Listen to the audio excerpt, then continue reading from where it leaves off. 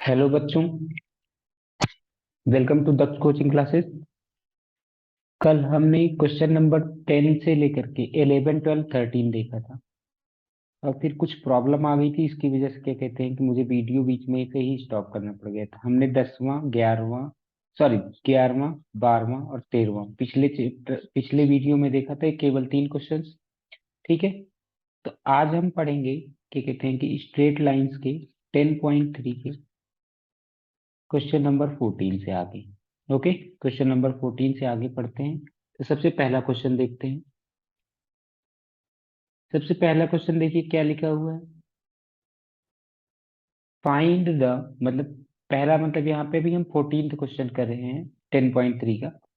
Find the coordinate of the foot of the perpendicular from the point -1, 3। यानी कि देखिए, question समझिए, ये एक लाइन है।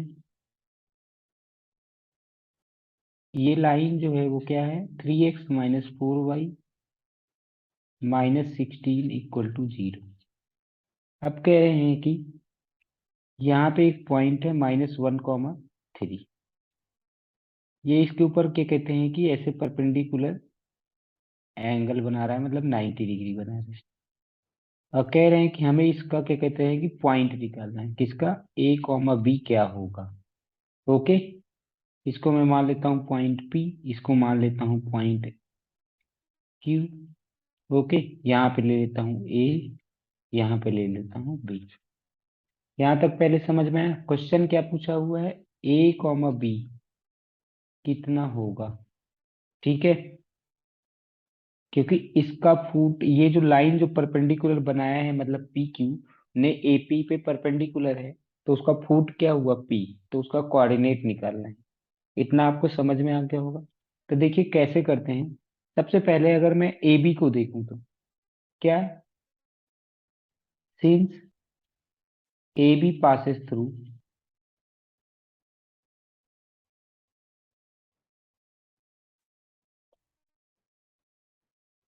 पी, अगर ए बी पास करता है पी से, यानी A, B से, इट शुड सेटिस्फाई। क्या करेगा, इसको ये सेटिस्फाई करेगा।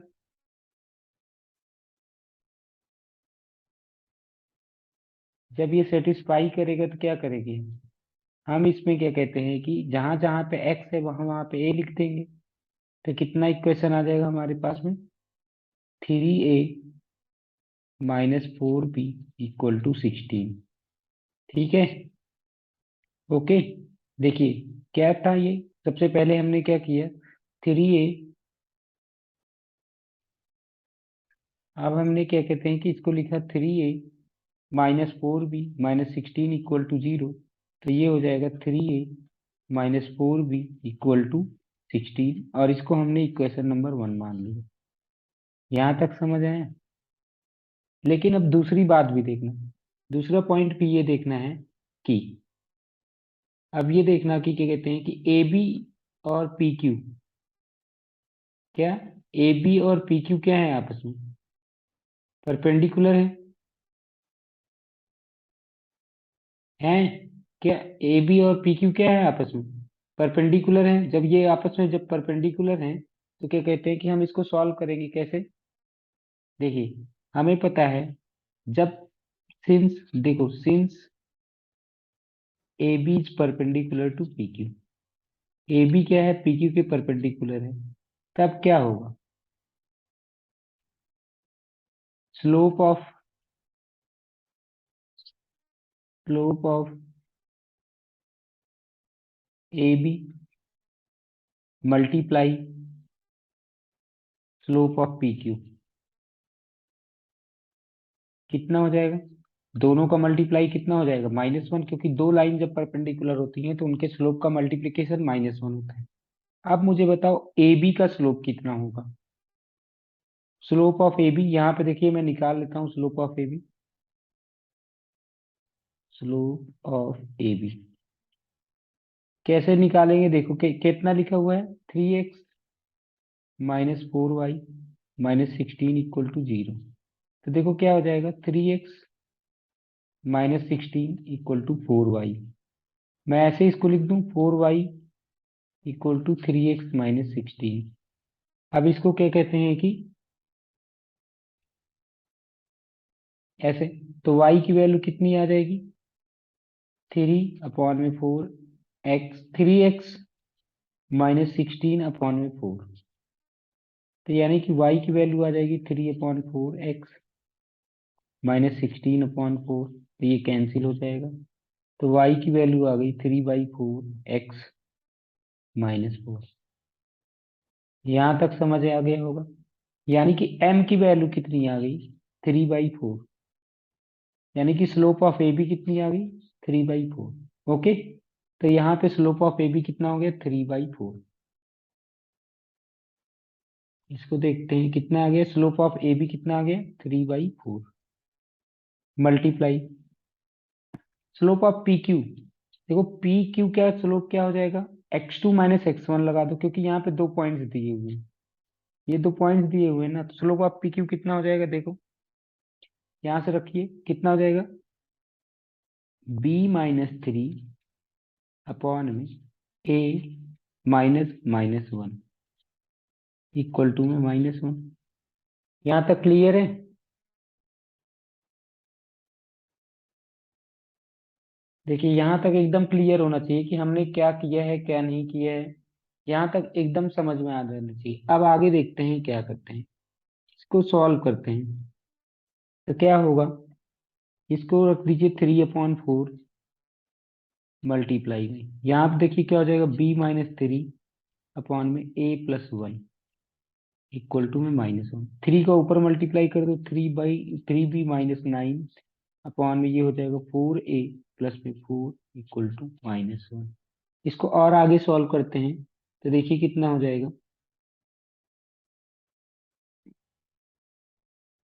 अब देखिए कितना हो जाएगा, ये आ जाएगा कि कहते हैं कि 3b-9 इक्वल टू -4a-4। ए को सबको एक साइड में ले आओ, ए और बी को, और ये क्या हो जाएगा, -4 प्लस में 9। तो यानी कि 4a+3b इक्वल टू 5। ये इक्वेशन नंबर 2।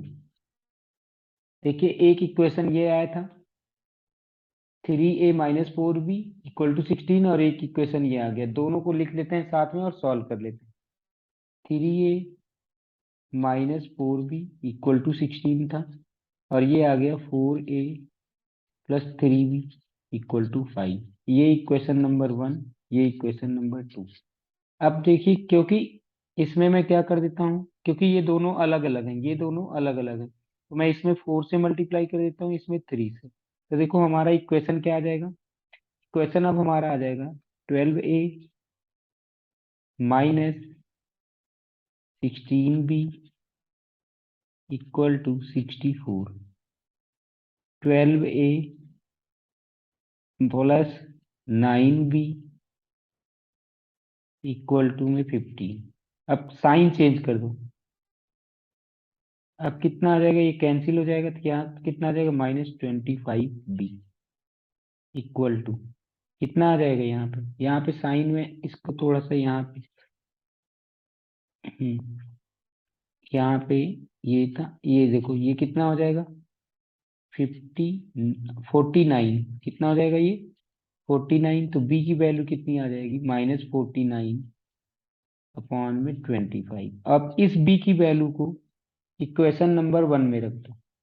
इक्वेशन नंबर 1 कितना था, 3a-4b इक्वल टू में 16।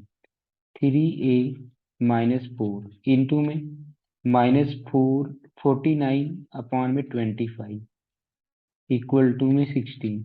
इसको सॉल्व करिए, कितना आ जाएगा, 3a प्लस, इसको अंदर मल्टीप्लाई कर दीजिए, तो कितना हो जाएगा, 4 9 जा 36, 4 4 जा 16, 196/25 इक्वल टू में 16।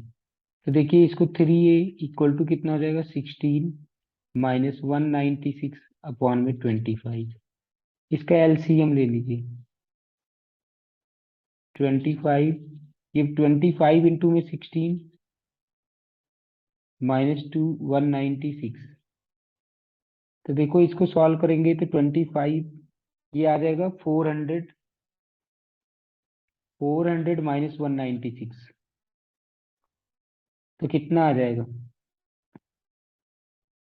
400 में से 196 जाएंगे तो कितना आ जाएगा? 204 अपॉन में 25, यानी कि एक्स ए इक्वल टू में कितना हो जाएगा? 204 अपॉन में 25, और ये भी थ्री भी नीचे चला जाएगा, और इसको डिवाइड करोगे कितना आ जाएगा? 3 6 जा 3, 3 4 जा 24, यानी कि आ जाएगा 64 अपॉन में 25, यानी कि ए की भी वैल्यू आ गई, बी की भी वैल्यू आ गई। ए की वैल्यू कितनी आ गई? 64 अपॉन में 25, तो यानी कि हमारे पास में जो पॉइंट होगा वो क्या हो जाएगा? 64 अपॉन में 25, कॉमा -49 अपॉन में 25। ओके, यहाँ तक आपको क्लियर समझ में आ गया होगा। सबसे पहले हमने क्या कहते हैं कि ए को निकाल लिया, ओ सॉरी, बी को निकाल लिया, फिर उसके बाद हमने ए को भी सॉल्व कर लिया। सॉरी, ये हो जाएगा 64 नहीं होगा, देखो इसको 3 से डिवाइड करिए, कितना हो जाएगा? 3 8 जा 24, ये 68 होगा। ओके, कितना होगा ये? 68। अब करते हैं क्वेश्चन नंबर, क्या कहते हैं कि 15।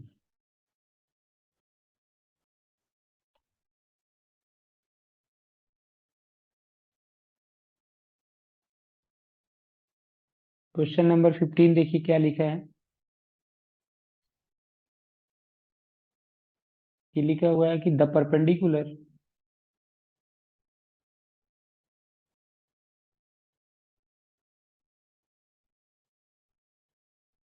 From the origin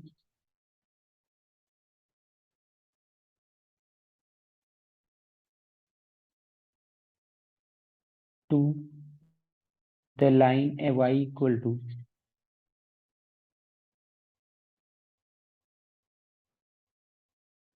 mx plus c meets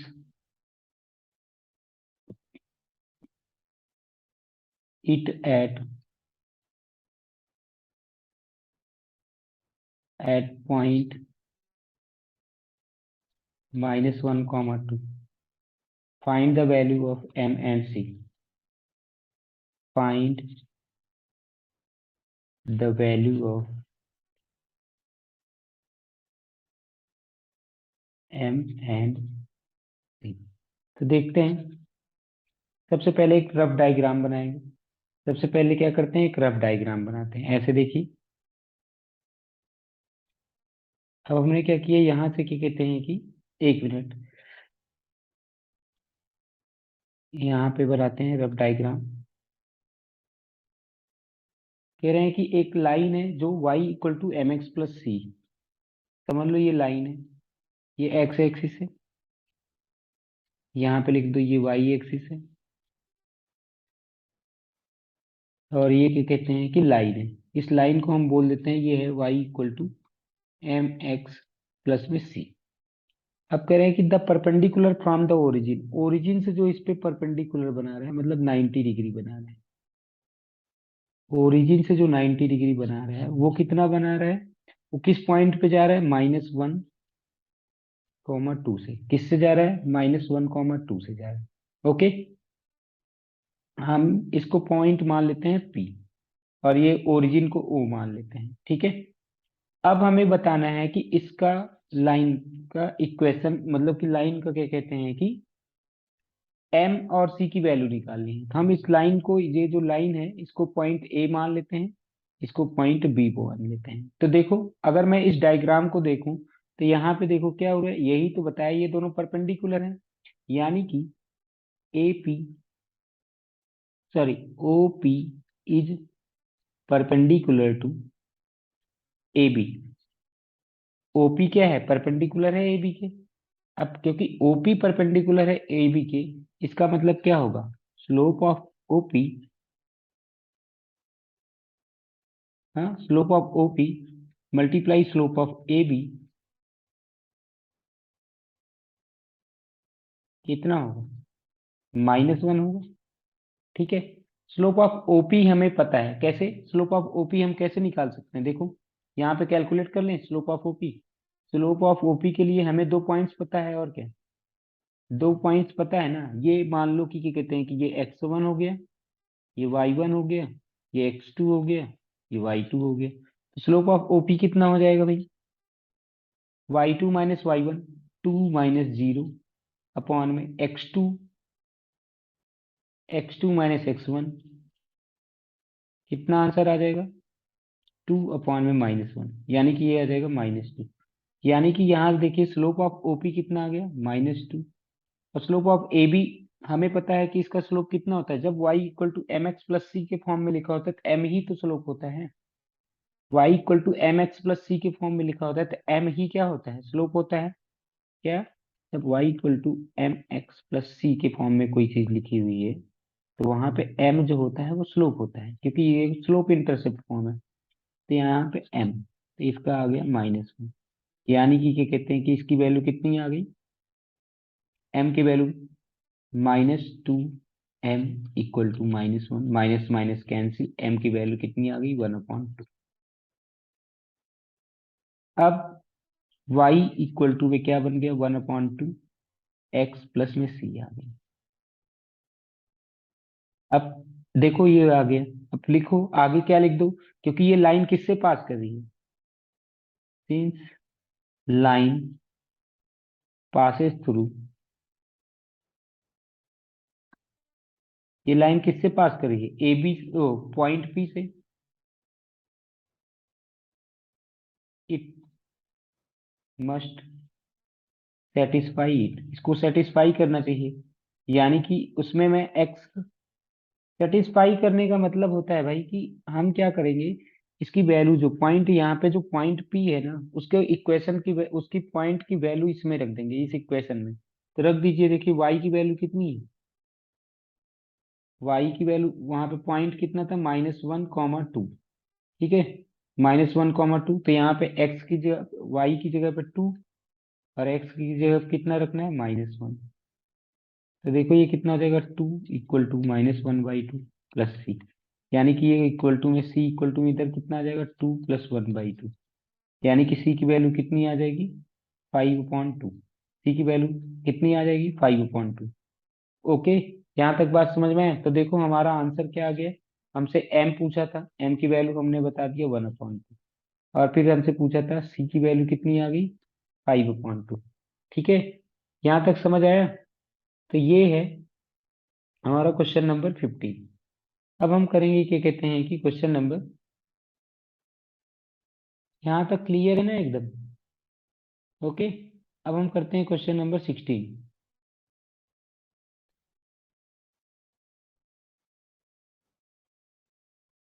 देखते हैं क्वेश्चन नंबर 16 में क्या लिखा है। If P and Q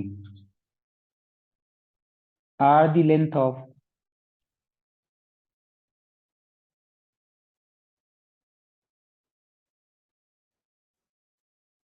perpendiculars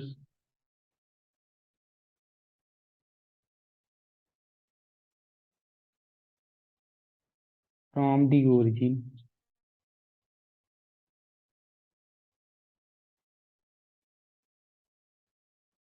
from the origin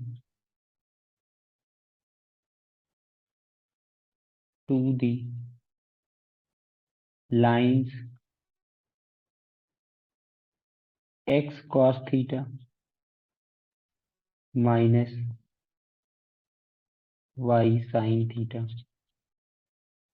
equal to k cos 2 theta and x sec theta plus में y cosec theta equal to k respectively.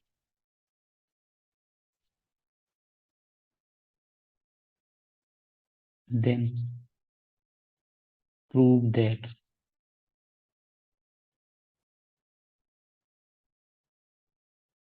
P square plus में 4q square equal to में के square.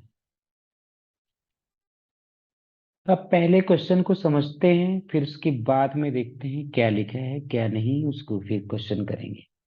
Okay, अब यहाँ पे ऐसे समझो, लिखा हुआ if P and Q R the length of the perpendicular from the origin, यानी कि ओरिजिन से क्या कहते हैं कि इस लाइन का क्या कहते हैं कि डिस्टेंस कितना है, पी है। क्या ओरिजिन से इस लाइन का डिस्टेंस कितना है, पी है, और ओरिजिन से दूसरे लाइन का डिस्टेंस कितना है, क्यू है। दो लाइंस दी हुई हैं, कौन कौन सी लाइंस दी हुई हैं उनको लिख लेते हैं पहले। एक लाइन दिया हुआ है x cos theta minus y sine theta. क्या सबसे पहली लाइन दी हुई है x cos theta minus y sine theta equal to में के कॉस टू थीटा। ये पहला इक्वेशन दिया हुआ है। एक इक्वेशन और दिया हुआ है, ये हो गया ये पहला वाला। ओके, एक इक्वेशन और दिया हुआ है, उसको करते हैं। कौन सा दिया हुआ है देखते हैं। अब यहाँ पे दूसरा लिखा हुआ है, देखा, यहाँ पे लिखा हुआ है x cos theta minus plus y cosec theta equal to k. ये दूसरा इक्वेशन लिखा हुआ है के कॉस टू थीटा।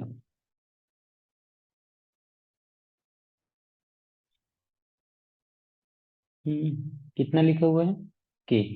यहां तक बात समझ में आई, नहीं समझ में? ओके, यहाँ पे ये इक्वेशन नंबर 2 हो गया और ये इक्वेशन नंबर 1 हो गया। अब लिखा हुआ है कि इसका डिस्टेंस जो है, याद करो तो मैंने एक फॉर्मूला बताया था। क्या बताया था कि डिस्टेंस अगर मान लो कि लाइन है, लाइन कितना है, a x plus b y plus में सी इक्वल टू 0 है, और उस इस लाइन से मुझे यहाँ पे पॉइंट पी है। हाँ, इस लाइन से एक पॉइंट पी है और उसका डिस्टेंस निकालना है। यहां से यहां तक का डिस्टेंस का फॉर्मूला बताया था क्या, डी। डी का फॉर्मूला बताया था मैंने। क्या बताया था, mod a x one plus में बी वाई वन प्लस में सी अपॉन में, ये फॉर्मूला मैंने बताया था, under root a square plus में बी स्क्वायर, यही बताया था। ठीक है, याद है, यही बताया था मैंने कि क्या कहते हैं कि mod a x one plus b y one plus में सी अपॉन में अंडर रूट, क्या, अपॉन में कितना हो जाएगा, under root a square plus में बी स्क्वायर, यही बता रखा था। तो अब हम क्या कहते हैं कि इस फॉर्मूले को यहाँ पर लगाएंगे। तो अब देखो क्या लिखा हुआ है कि इक्वेशन नंबर 1 लिख लो सबसे पहले। इक्वेशन नंबर 1 लिखते हैं और अलग से फिर उसको सॉल्व करते हैं। अब फॉर्मूला ध्यान में रखिएगा। हम्म, हम्म। तो अब देखते हैं क्या लिखा हुआ है, x cos theta minus y sine theta equal to में के। इसको भी लेफ्ट साइड में लिख लो, इसको भी लेफ्ट साइड में लिख लेते हैं, सबको एक साइड में कर लेते हैं। कितना आ जाएगा, minus k cos two theta equal to में 0। ओके, यहाँ तक बात समझ में है। अब देखो यहां से अगर मैं कंपेयर करूं, इसके साथ में कंपेयर करूं, किसके साथ में, ए एक्स प्लस में बी वाई प्लस में सी के साथ में कंपेयर करूं, तो कितना हो जाएगा, ए की वैल्यू कितनी आ जाएगी, कॉस थीटा। ए की वैल्यू कितनी आ जाएगी, कॉस थीटा। बी की वैल्यू कितनी आ जाएगी, माइनस साइन थीटा। और प्लस और कॉमा सी की वैल्यू कितनी आ जाएगी, -k cos 2 थीटा। और इन्होंने क्या बोल रखा है, ये जो डिस्टेंस हमने बोला था कि p, क्या बोला है, इज क्या बोला है, p इज परपेंडिकुलर डिस्टेंस, यही लिखा था, परपेंडिकुलर डिस्टेंस कहां से कहां तक का था, ओरिजिन से था, फ्रॉम ओरिजिन। अब मुझे बताओ ओरिजिन का कोऑर्डिनेट क्या होता है, ओरिजिन का कोऑर्डिनेट 0,0 होता है, यानी कि हमारा x1 कितना हो गया 0 और y1 कितना हो गया 0। अब फॉर्मूला लगा लेते हैं, डी p इक्वल टू क्या हो जाएगा, p equal to under root, oh sorry p equal to, जैसे ये वाला फॉर्मूला लगाएंगे, देखो डिस्टेंस कितना दिया हुआ है, डिस्टेंस d की वैल्यू कितना दे दिया, p, x1 की वैल्यू सबकी दे रखा है, तो अब सबको रख देते हैं यहाँ पे। तो यहाँ पे जब सबकी वैल्यू को रखेंगे देखिए क्या आता है। सबसे पहले हम लिखते हैं p इक्वल टू ए, ए क्या हो जाएगा कॉस थीटा, x1 इंटू में 0 प्लस बी, बी की जगह कितना लिखा हुआ -sin थीटा इंटू में y1 माइनस, वो सॉरी प्लस सी, और यहाँ पे सी की वैल्यू कितनी है, k cos 2 थीटा, मॉड लगा दीजिए अपॉन में, अंडर रूट में क्या था a² प्लस b², ए की वैल्यू कितनी है cos² थीटा, a² प्लस में b² कितना हो जाएगा sin² थीटा। ओके, तो यहाँ से देखिए p की वैल्यू कितनी आ जाएगी, देखो ये तो पूरा का पूरा ये 0 हो जाएगा, ये 0 है, ये कितना है 0 है,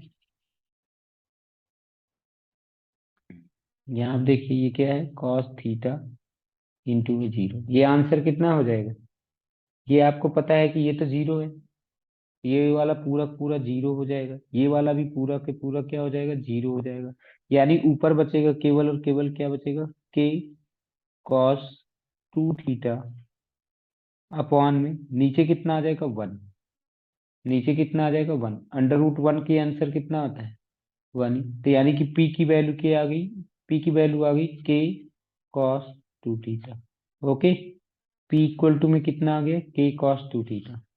ऐसे ही एकदम सिमिलर तरीके से हम दूसरा इक्वेशन भी लिख लेते हैं। दूसरा इक्वेशन देखिए, दूसरे इक्वेशन को मैं सॉल्व करता हूँ, यहाँ पे इसको मैं थोड़ा सा हटा करके ना यहाँ पे लिख देता हूँ, फ्रॉम ओरिजिन, और ओरिजिन क्या था 0,0। अब मैं दूसरा इक्वेशन देखो यहीं पे सॉल्व कर लेता हूँ, दूसरा सॉल्व करता हूँ, दूसरा इक्वेशन क्या लिखा हुआ है x cos 2 प्लस में y sin 2, y cos 1 theta, sorry यहाँ पे क्वेश्चन मैंने लगता है गलत लिख लिया है, एक मिनट देखते हैं क्वेश्चन ऊपर क्या लिखा है, यहाँ पे लिखा हुआ है x sec 2। ओके, ये क्या है x sec 2।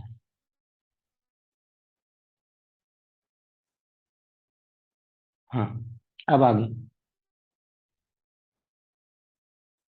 x sec 2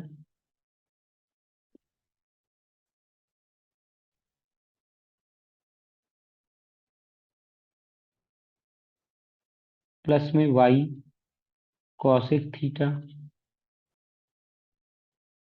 minus k equal to 0। क्या, x sec 2 प्लस में y cos 1 theta minus k equal to में 0, यहां तक समझ आया। अब क्योंकि अगर मैं इसको सॉल्व करूं अभी, अभी इसको थोड़ा सा इधर ही रख दो, ओके चलो ठीक है, अभी इसको कर लेते हैं। यहाँ पे देखना कितना आ जाएगा, x अपॉन में cos 2 प्लस में y अपॉन में sin 2 इक्वल टू में k लिख देते हैं। तो देखो इसका एलसीएम ले लो, कितना आ जाएगा, इसका एलसीएम आ जाएगा sin 2 इंटू में cos 2। कितना आ जाएगा इसका एलसीएम, साइन थीटा इंटू में कॉस थीटा। और यहाँ से कितना इसको जब लिखेंगे तो कितना आ जाएगा यहाँ से, एक्स साइन थीटा प्लस में y cos theta equal to में के। तो यहाँ की एक्स साइन थीटा प्लस में y cos theta equal to में कितना हो जाएगा, के साइन थीटा इंटू में। यहाँ तक समझ आ गया? यहाँ तक एकदम क्लियर समझ में आ गया होगा कि कैसे करना है कैसे नहीं करना है। ओके, ठीक है। यानी कि अब हमारे पास में क्वेश्चन क्या आ चुका है, देखिए हमारे पास में आ चुका है question, x sine theta plus में वाई कॉस थीटा, इधर ले जाओ माइनस कर दो k sine theta into cos theta equal to 0। फिर से वही ए बी सी कंपेयर कर लेते हैं। इसको a x plus b y plus c equal to 0 से कंपेयर करो। तो देखना यहां से कर देते हैं, ए की वैल्यू देखना कितना आ गया, ए की वैल्यू आ गई साइन थीटा, और बी की वैल्यू कितनी आ गई, कॉस थीटा, और सी की वैल्यू कितनी आ गई, माइनस के साइन थीटा इंटू में कॉस थीटा। ठीक है। अब ये डिस्टेंस इसका कहाँ से कहाँ तक था, इसका डिस्टेंस कहाँ से कहाँ तक था, इसका डिस्टेंस था पी, वो क्यू था। क्या लिखा था, Q is perpendicular distance, Q is perpendicular distance of the line from origin. कहाँ से, ओरिजिन से। अब बतवे बताओ ओरिजिन की वैल्यू कितनी है, ओरिजिन का कोऑर्डिनेट कितना होता है, 0,0। यानी कि x1 की वैल्यू 0, y1 की वैल्यू 0, और d की वैल्यू कितनी आ गई, d की वैल्यू कितनी आ गई, q। अब इसको आगे सॉल्व करते हैं, और यहाँ पे जब मैं यहाँ पे इसको सॉल्व करता हूँ तो देखो कितना आ जाएगा, फॉर्मूला फिर से वही हो जाएगा, q equal to mod, q equal to mod के अंदर में क्या होगा, ए x1, ए की वैल्यू कितनी है साइन थीटा इंटू में 0 प्लस बी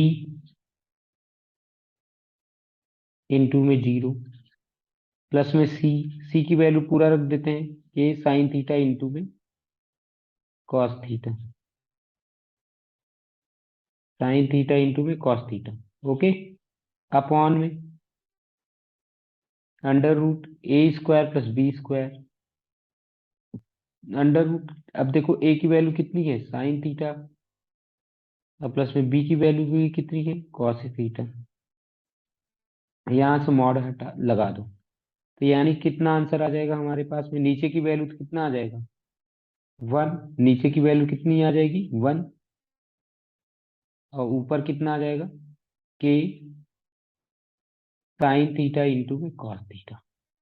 यहाँ तक आपको समझ में आ गया होगा कि Q इक्वल टू में कितना आ गया, के साइन थीटा इंटू में कॉस थीटा, और P की वैल्यू कितनी आ गई है, के कॉस 2 थीटा। अब जब हमने इतना सॉल्व कर लिया, अब देखते हैं हमें प्रूफ क्या करना था। ठीक है, हमें क्या करना था, यहाँ पे कुछ प्रूफ करना था। इन्होंने बोल रखा था कि प्रूफ करो आप पी स्क्वायर प्लस में 4Q square, P square plus में 4Q स्क्वायर निकालना है। तो देखो LHS लिख लो, पी स्क्वायर प्लस में 4Q स्क्वायर, तो पी की जगह पे रख दो के कॉस 2 थीटा प्लस में 4Q, क्यू की जगह पे क्या कहते हैं, कितना लिखा हुआ है के साइन थीटा इंटू में कॉस थीटा का होल स्क्वायर। अब देखना इसका फॉर्मूला क्या हो जाएगा, ये हो जाएगा k square cos square two theta. Okay. अरे आपको पता होगा ना कि अगर ऐसे कॉस थीटा लिखा होता है तो हम इसको ऐसे लिख देते हैं ना, कॉस स्क्वायर थीटा। तो वही मैंने ये कर दिया। ओके। तो आप यहाँ पे आगे देखो क्या करते हैं। आगे यहाँ पे कितना हो जाएगा, प्लस में 4। यहाँ पर भी ऐसे के square sine square theta into में कॉस स्क्वायर थीटा। ठीक है। यहाँ पे के कॉमन ले लो, के स्क्वायर कॉमन है, ये कितना हो जाएगा, cos square theta two theta. अब प्लस में ये कितना हो जाएगा, 4 साइन स्क्वायर थीटा इंटू में कॉस स्क्वायर थीटा। ठीक है। तो अब आगे देखो, यहाँ पे लिख लो के स्क्वायर। अब इसको ऐसे ही रहने दो। अब यहाँ पे देखो कितना है, अगर ये 4 लिखा हुआ है मैं इसको ऐसे लिख सकता हूँ क्या, 2 साइन थीटा इंटू में कॉस थीटा का होल स्क्वायर। क्या, देखना मैं फिर से बता रहा हूँ, इधर देखना। ये कितना लिखा हुआ था, 4। तो अगर ऐसे भी देख लो, 2 साइन थीटा इंटू में कॉस थीटा का स्क्वायर करके देखो। अगर स्क्वायर करोगे कितना हो जाएगा, 2 का स्क्वायर 4, साइन का कितना हो जाएगा, साइन स्क्वायर थीटा इंटू में कॉस थीटा का स्क्वायर करोगे कितना हो जाएगा, कॉस स्क्वायर थीटा। तो देखो यही हमने इस वाले टर्म को ये लिख दिया। ओके। यहाँ तक समझ में आ गया होगा, उम्मीद करते हैं। अब आगे देखना। अब आप लोगों ने एक फॉर्मूला पढ़ रखा होगा ट्रिग्नोमेट्री में। ठीक है। ट्रिग्नोमेट्री में क्या फॉर्मूला पढ़ रखा होगा, साइन टू थीटा का। अगर 2 साइन थीटा इंटू में कॉस थीटा लिखा हुआ है तो उसको हम क्या कर सकते हैं, साइन टू थीटा लिख सकते हैं। अगर 2 sine two theta equal to 2 sine theta into cos theta लिखा हो तो उसको हम क्या लिख सकते हैं, मतलब कि इसकी जगह पे हम इसको लिख सकते हैं और इसकी जगह पे इसको लिख सकते हैं। तो अब देखिए क्या होगा, हमारा क्वेश्चन जो है इसको हम बड़े आसानी से ऐसे लिख सकते हैं, k square cos square two theta plus में साइन टू थीटा का स्क्वायर। ओके। अब इसको हम ऐसे लिख सकते हैं, के स्क्वायर ये हो जाएगा cos square two theta plus में साइन स्क्वायर टू थीटा। इसका मतलब क्या हो जाएगा, के स्क्वायर इंटू में कितना हो जाएगा, 1। क्योंकि आपको पता है साइन स्क्वायर ए प्लस में cos square A equal to में 1। क्या, साइन स्क्वायर ए प्लस में cos square A equal to में 1। यहाँ पर भी कितना आ गया, के स्क्वायर। अब ये क्या हुआ, आर एच एस। ठीक है। यहाँ तक आपको समझ में आ गया। तो यही हमें प्रूव करना था। यहाँ पे एक बार और देख लीजिए, यहाँ पर भी जैसे ये लिखा है साइन स्क्वायर थीटा प्लस में कॉस स्क्वायर थीटा, तब भी मैंने 1 लिख दिया था। यहाँ पर भी साइन स्क्वायर थीटा प्लस में कॉस स्क्वायर थीटा है, तब भी 1 लिख दिया था। ठीक है। तो इतना मैंने इसलिए नहीं बताया क्योंकि मुझे लगा कि आप लोगों को पता होगा, इतना तो पता ही होता है ट्रिग्नोमेट्री में। अब आप लोग 11th में पहुंच चुके हैं। ओके। अब हम करते हैं question number 17।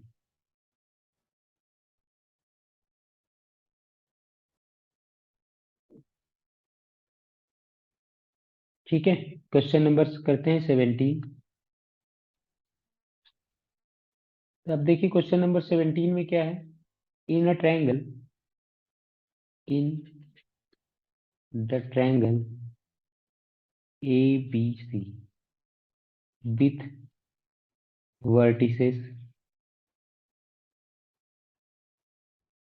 a 2, 3, b 4, -1 and c 1, 2, find the equation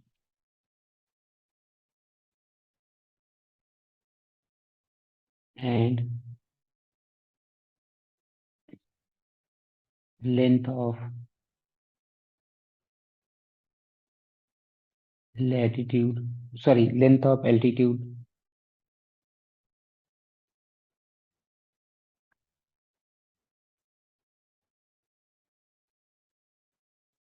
from the vertices A, from the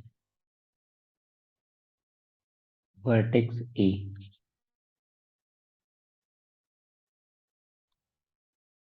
ठीक है। अब हमें पता होना चाहिए कि एल्टीट्यूड क्या होता है, सबसे पहला चीज। और उस एल्टीट्यूड का हमें क्या कहते हैं कि इक्वेशन भी निकालना है, उस एल्टीट्यूड का हमें लेंथ भी निकालना है। अब समझिए, ये है ट्रायंगल कोई, मान लेते हैं ये कोई एक ट्रायंगल है। ऐसे लिख दिया हमने इसको ए, इसको लिख दिया बी और सी। ये ध्यान में रखिएगा, एल्टीट्यूड जो होता है ना, वो हमेशा अपोजिट साइड को 90 डिग्री पे कट करता है। एल्टीट्यूड जो होता है वो क्या कहते हैं कि सामने वाले साइड से हमेशा 90 डिग्री बनाता है। ओके। क्या? एल्टीट्यूड हमेशा अपोजिट साइड से 90 डिग्री बनाता है। तो यहाँ पे ये क्या हुआ, A M is perpendicular to A C, ये बी सी, यानी कि A M is the altitude. अच्छा, अब आप लोगों को एक चीज और मैं बता देता हूँ, यहाँ पे एक्स्ट्रा इंफॉर्मेशन दे रहा हूँ कि अगर मान लो एल्टीट्यूड के बजाय मीडियन लिखा होता, तो ये ध्यान रख लो कि एल्टीट्यूड ऑलवेज 90 बनाएगा अपोजिट साइड के साथ में। लेकिन मीडियन कोई जरूरी नहीं है कि 90 बनाए या नहीं बनाए। मीडियन में क्या कहते हैं कि 90 डिग्री नहीं नेसेसरी है, नॉट नेसेसरी, मतलब बना भी सकता है नहीं भी बना सकता है। दूसरा चीज, लेकिन वहां पे क्या जरूरी है, मीडियन क्या करता है, सामने वाले साइड को बाइसेक्ट करता है। ये हमेशा बाइसेक्ट करेगा मीडियन। ओके। वो कोई जरूरी नहीं कि 90 पे ही बाइसेक्ट करे, लेकिन क्या कहते हैं कि एल्टीट्यूड हमेशा 90 डिग्री बनाता है। ओके। इतना बात आपको पता होना चाहिए, मीडियन और एल्टीट्यूड में क्या डिफरेंस है। अब हम आगे करते हैं, और ये भी ध्यान रखना, मीडियन क्या करता है, कभी कभी लाइन को बाइसेक्ट करता है और कभी कभी नहीं करता है। ठीक है। मीडियन कभी कभी लाइन को बाइसेक्ट, बाइसेक्ट का मतलब होता है दो इक्वल पार्ट में डिवाइड करना। तो मीडियन क्या करता है कि हमेशा दो इक्वल पार्ट में डिवाइड करता है, जबकि वहीं पे एल्टीट्यूड जो होगा ना, एल्टीट्यूड हमेशा नहीं करता है। एल्टीट्यूड हमेशा दो इक्वल पार्ट में नहीं डिवाइड करता है। दूसरा, दो डिफरेंस है एकदम क्लियर करके रखो। सबसे पहला डिफरेंस, एल्टीट्यूड हमेशा अपोजिट साइड के साथ में 90 डिग्री बनाएगा, और जबकि मीडियन में ऐसा कोई जरूरी नहीं कि 90 बनाए। ओके। एल्टीट्यूड क्या कहते हैं कि, ओ सॉरी, मीडियन क्या करता है कि हमेशा अपोजिट साइड को दो इक्वल पार्ट में डिवाइड करता है, जबकि एल्टीट्यूड ऐसा करे ऐसा कोई जरूरी नहीं है। ओके। तो हमें यहाँ से एक चीज पता चल गया, क्या, A M is perpendicular to A C, sorry B C. अब क्योंकि ए एम और बी सी क्या है, परपेंडिकुलर है, तो इसका मतलब क्या हुआ, slope of A M multiply slope of B C equal to में कितना होगा, -1। अब देखो यहाँ पे ए की वैल्यू कितनी लिखी हुई है, 2,3। बी की वैल्यू कितनी लिखी हुई है, 4,-1। और सी की वैल्यू कितनी लिखी हुई है, 1,2। तो स्लोप ऑफ ए एम कितना हो जाएगा, हमें नहीं पता भाई, स्लोप ऑफ ए एम हमें नहीं पता है, तो निकाल लेते हैं अभी स्लोप ऑफ ए एम। लेकिन हमें इसका तो स्लोप पता है ना, कैसे, देखो स्लोप ऑफ बी सी क्या हो जाएगा, y2 माइनस y1। तो y2 की वैल्यू कितनी है, 2, माइनस माइनस y1 अपॉन में x1, x2 minus x1 equal to में -1 आ जाएगा। यहां तक समझ आया? ठीक है। अब आगे देखते हैं, यहां से आगे के देखते हैं क्या होगा। Slope of A M equal to slope of A M multiply, ये कितना हो जाएगा, 2+1 अपॉन में 1 - 4 कितना हो जाएगा, 3। अब यहाँ पे slope of,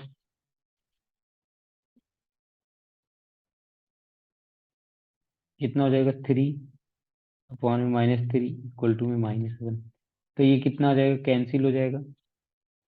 slope of A M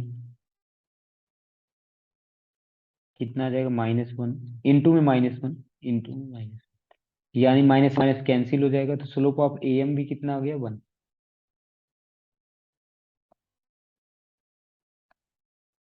slope of A M कितना आ गया, 1। अब क्योंकि हमें स्लोप पता चल चुका है, हमें जब स्लोप पता चल चुका है तो अब हम क्या निकाल सकते हैं, उसका इक्वेशन निकाल सकते हैं।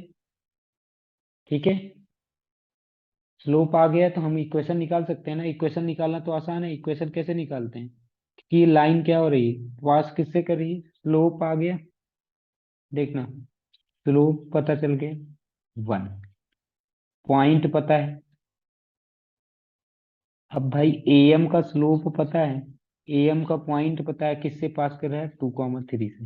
तो स्लोप, पॉइंट स्लोप वाला फॉर्मूला क्या होता था, y minus y one m x minus x one, y minus y one की value 3, m 1, x minus x one की वैल्यू 2। यानी कि तुम्हारे पास में आंसर कितना आ गया, y-3 इक्वल टू x-2। सबको एक साइड ले जाओ, इधर 0, x -y-2 + 3, यानी कि क्या हो जाएगा, x-y +1 इक्वल टू 0। ओके, यहाँ तक क्वेश्चन समझ में आया। ये है क्वेश्चन नंबर 17। ठीक है, एकदम सिंपल है। हमें पता होना चाहिए कि मीडियन क्या करता है क्या नहीं करता है। मीडियन हमेशा 90 डिग्री बनाता है, तो वो हो जाएगा। अब इन्होंने इतना ही नहीं करना था, इक्वेशन तो हमने निकाल दिया, लेकिन इन्होंने हमसे इसका लेंथ पूछ रखा है। हमें इसका क्या पूछ रखा है, लेंथ, ए एम का लेंथ पूछ रखा है। अब लेंथ वाला फॉर्मूला मतलब कि देखो, यानी कि हम ऐसा कर ले, ये जो बीसी वाला जो लाइन है उससे कितना बना रहा है। ठीक है, बीसी वाले लाइन से कितना ये दूर पे है ए एम। हम ऐसे देखो ना, हमने ऐसे कर रखा है, यहाँ से परपेंडिकुलर डिस्टेंस वाला फॉर्मूला क्या होता था, डी इक्वल टू, अभी तो करके आए हैं, ए x1 प्लस में बी y1 प्लस में सी अपॉन में √a² प्लस में b²। लेकिन ये लगाने से पहले हमें इक्वेशन पता होना चाहिए, किसका, बी सी का। तो इक्वेशन निकाल लो पहले बी सी का, फिर उसके बाद ये फॉर्मूला लगा देना। चलो, इक्वेशन ऑफ बी सी कितना हो जाएगा, तो पहले पॉइंट बी कितना लिखा था भाई, और पॉइंट सी दोनों लिख लेते हैं, फिर उसके बाद समझते हैं क्या है।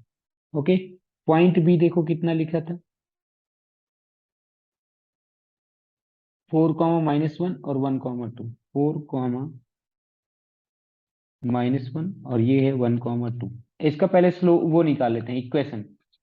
तो अब मुझे बताओ, जब दो पॉइंट दिया होता है तो इक्वेशन कैसे निकालते हैं, इक्वेशन तो याद करो, दो पॉइंट के लिए y-y1 equal to M, M नहीं होता यहाँ पे, y2 - y1। टू पॉइंट के लिए कितना होता है, y2 - y1 अपॉन में x2 - x1, और यहाँ पे x - x1। तो m y-y1 की वैल्यू कितनी है, 2, y2 की वैल्यू कितनी है, सॉरी, इसको मैं y1 की वैल्यू को लिख देता हूँ -1। ये हो जाएगा -1, ये y1 x1, ये y1, ये x2, ये y2। ओके, और यहाँ पे फिर से देखिए कितना हो जाएगा, ये 2, ये कितना आ गया, 2, और फिर क्या कहते हैं कि माइनस, कितना आ जाएगा, -1 अपॉन में कितना, ये हो जाएगा 1 - 4,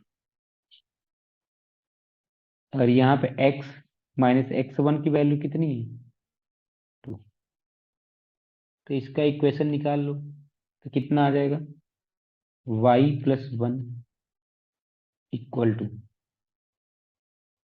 कितना आ जाएगा, ये 3 अपॉन में -3, यानी कि y+1 इक्वल टू, ये कैंसिल, -1 इंटू में x-2, तो y+1 इक्वल टू में -x+2। सबको एक साइड ले जाओ, x प्लस वाई प्लस 1 -2 = 0। तो इक्वेशन कितना आ गई भाई? इक्वेशन देखना कितना आ गया, देखो ये मैंने लिख दिया इक्वेशन, x प्लस में y इक्वल टू में 1। ओके, इक्वेशन कितना आ जाएगा? x plus y equal to में 1, क्योंकि इसको जब सॉल्व करोगे तो कितना आ जाता? -1 = 0। और इक्वेशन हमारा आ गया इक्वेशन ऑफ BC। लेकिन हमें क्या निकालना है? Length of AM। अब मुझे बताना उसका लेंथ क्या, फॉर्मूला क्या हो जाएगा? मॉड AX1 प्लस में BY1 प्लस में C अपॉन में √A² प्लस में B²। आप मुझे बताना, यहाँ से A की वैल्यू कितना, इसको कंपेयर करो तो A की वैल्यू कितनी आ जाएगी इसको? अच्छा, यहाँ पे -1 = 0 लिख दो। तो यहाँ इसको कंपेयर करो AX plus BY plus C equal to 0 से। तो A की वैल्यू कितनी आ गई? 1। B की वैल्यू भी कितनी आ गई? 1। C की वैल्यू कितनी आ गई? -1। अब लेकिन X1 और Y1 क्या है? तो भाई जब ये किससे पॉइंट पास कर रहा था? 2,3 से पास कर रहा है ना, तो 2,3 X1 और Y1 कितना हो जाएंगे? 2,3 X1 2 Y1 3। अब यहाँ पे रख दीजिए, आंसर आ जाएगा तुरंत ही। तो A सब कुछ, यहाँ पे A की जगह पे 1 रखना है, तो 1 कुछ नहीं होता, तो यहाँ पे मैंने लिख दूंगा 2। इतना लिख दिया 2। और ये हो जाएगा +3 प्लस -1। ये C की भी वैल्यू रख दी अपॉन में √1 का स्क्वायर प्लस में 1 का स्क्वायर। तो देखो कितना हो जाएगा, 5 में से 1 गए 4 अपॉन में √2 का स्क्वायर, अच्छा 1 प्लस में 1, यानी कितना हो गया 4 अपॉन में √2। इसको सॉल्व कर लो, तो इसको रेशनलाइज कर लो, ऐसे देखो तो 4√2 अपॉन में 2, इसको कैंसिल करो कितना आ जाएगा 2। यानी कि जो लेंथ आ गया वो कितना आ गया? 2√2 यूनिट। कितना आ गया? 2√2 यूनिट। ओके, यहाँ तक क्लियर समझ में आया? यहाँ तक आपको समझ में आ गया होगा, उम्मीद करते हैं। अब हम करते हैं क्वेश्चन नंबर, 1 मिनट।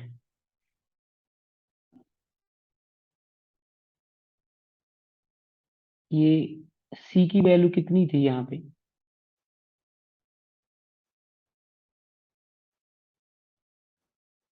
यहाँ पे इक्वेशन हमने लगता है कहीं पे गलत किया है क्या? चेक करते हैं एक बार। इक्वेशन की वैल्यू यहाँ पे कितना था? 4, -1।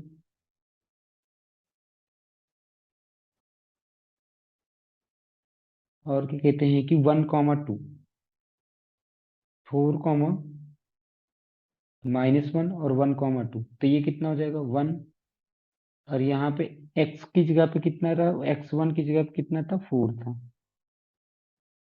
यहाँ पे x1 की जगह पे कितना था? 4 था। ओके, तो यहाँ पे क्या हो जाएगा? 1 मिनट बस। यहाँ पे भी 4 होगा, और यहाँ पे क्या हो जाएगा? +4। और ये 4, तो ये कितना हो जाएगा? 3। यानी कि C की जगह पे कितना आ जाएगा? -3। C की जगह पे कितना आ जाएगा? -3। यहाँ पे C की जगह पे कितना आ जाएगा? -3। अब जब C की जगह पे -3 होगा तो सब जगह पे अपडेट कर दो। यहाँ पे कितना आ जाएगा? Minus minus. यहाँ पे C की जगह पे कितना आ जाएगा? -3। यानी कि ऊपर आंसर हमारा कितना आ जाएगा? 2। अच्छा, 2/√2, तो ये कितना हो जाएगा? 2/√2। अब 2/√2 को आगे सॉल्व करेंगे तो कितना आ जाएगा? ये कैंसिल हो जाएगा, और सीधा आंसर हमारा कितना आ जाएगा? तो वहां पे थोड़ा सा वो ध्यान नहीं दिया था मैंने। तो यहाँ पे आंसर हमारा कितना आ जाएगा देखिए, 2√2 अपॉन में 2। 2 से 2 कैंसिल आ गया, कितना आ जाएगा? √2। यानी कि ये हमारा क्या कहते हैं कि इतना डिस्टेंस हो गया। ओके, समझ आ गया? यहाँ पे थोड़ी सी यही मिस्टेक हो गई थी कि हमने क्या कहते हैं कि यहाँ पे 2 लिख लिया था। ओके, तो अब हम करते हैं question number 18।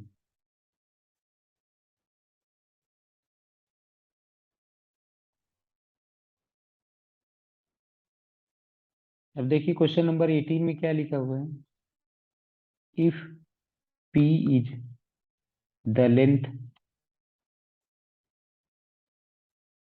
Of perpendicular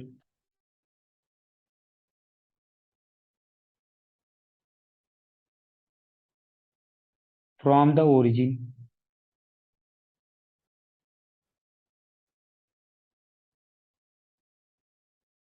to the line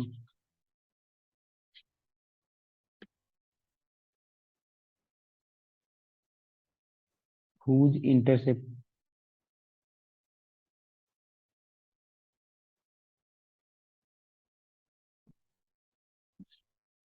on axis are A and B, then show that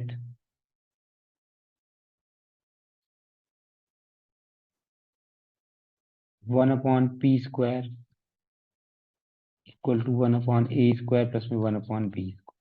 okay, तो हमें ये प्रूव करना है। एक रफ डायग्राम बना लो। कह रहे हैं कि जो इसका क्या कहते हैं कि ये लाइन है, इसका परपेंडिकुलर डिस्टेंस जो कि कहते हैं कि यहाँ से यहाँ तक का ओरिजिन से कितना है P। ओके, और यहाँ का इंटरसेप्ट एक का लिखा हुआ है B और एक का इंटरसेप्ट है A, और हमें प्रूव करना है ये 1/p² प्लस में ये। अच्छा, अब इसको मुझे बताओ, इसका इक्वेशन कितना हो जाएगा? इंटरसेप्ट फॉर्म याद है? इंटरसेप्ट फॉर्म, इंटरसेप्ट फॉर्म में क्या होता था? यही तो होता था, इसका इक्वेशन ही यही हो जाता था, x/a प्लस में y/b इक्वल टू में 1। ठीक है, यही तो होता था। और हमें अब क्या करना है, इसका परपेंडिकुलर डिस्टेंस पता है, किस में रख देंगे? इसका परपेंडिकुलर डिस्टेंस रख देंगे। ओके, क्या निकालना है हमें इसमें? इसका परपेंडिकुलर डिस्टेंस निकालना है। तो देखो अब क्या कहते हैं कि इसको सबसे पहले सॉल्व करो, तो इसको सॉल्व कर लेते हैं। तो देखिए क्या होता है इक्वेशन, देखो इक्वेशन हमें पता है, ये है इक्वेशन हमारी। तो देखो ये कितना हो गया, 1/ax प्लस में 1/by -1 इक्वल टू 0। तो देखो इसको कंपेयर करो इससे, ax plus by plus c equal to 0 से। तो a की वैल्यू कितनी आ गई? 1/a। p की वैल्यू कितनी आ गई? 1/b। c की वैल्यू कितनी आ गई? -1। ठीक है, पॉइंट किस पॉइंट से निकालना है? 0,0 से डिस्टेंस, और डिस्टेंस कितना दिया हुआ है? p दिया हुआ है, कि यहाँ से यहाँ तक का डिस्टेंस दिया हुआ है, और ये हमारा पॉइंट है। अब perpendicular distance of a line का इक्वेशन क्या था? d equal to under root, d equal to mod के अंदर में क्या लिखते थे? ax1 प्लस में by1 प्लस में c1 upon under root a² plus में b²। तो अभी हमें यहाँ पर भी यही करना है। देखो d, इसकी वैल्यू कितनी लिखी हुई है? p। डिस्टेंस की वैल्यू कितनी लिखी हुई है? p। और यहाँ 1, a की वैल्यू कितनी है? 1/a। x1 की वैल्यू कितनी? 0 प्लस में b की वैल्यू कितनी है? 1/b। इसकी वैल्यू कितनी? 0 प्लस में c की जगह कितना? -1। ओके, अपॉन में अंडर रूट a 1/a का स्क्वायर प्लस में b 1/b का स्क्वायर। यहाँ तक आपको समझ आ गया? अब देखो क्या करते हैं, इसका आंसर कितना हो जाएगा? ऊपर का आंसर कितना हो जाएगा? देखो ये तो 0 हो जाएगा, प्लस में 0 और -1 अपॉन में अंडर रूट 1/a² प्लस में 1/b²। यानी कि p इक्वल टू में कितना आ गया? मॉड के अंदर -1 होता है तो कुछ फर्क नहीं पड़ेगा, 1 आ जाएगा, अंडर रूट 1/a² प्लस में 1/b²। ओके, अब क्या करते हैं, दोनों साइड का स्क्वायर कर दो, इधर भी स्क्वायर कर दो इधर भी स्क्वायर कर दो।